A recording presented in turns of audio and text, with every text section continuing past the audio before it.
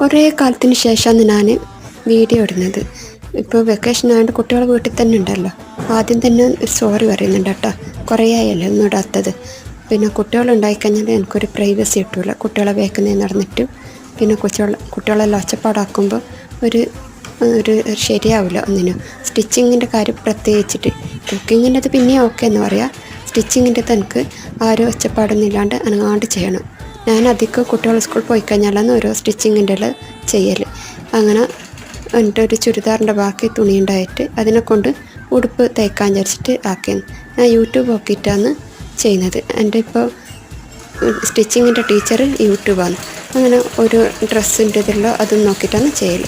അങ്ങനെ ഒരുവിധം ഒപ്പിച്ചിട്ടുണ്ട്. പിന്നെ ഒരു സിമ്പിൾ ഒരു ഉടുപ്പാണ്. ഇതാണ് അതിൻ്റെ ഫൈനൽ ലുക്ക് വരുന്നത്. ഇഷ്ടപ്പെട്ടാൽ ലൈക്ക് ചെയ്യാനും ഷെയർ ചെയ്യാനും സബ്സ്ക്രൈബ് ചെയ്യാനൊന്നും മറക്കല്ല കേട്ടോ.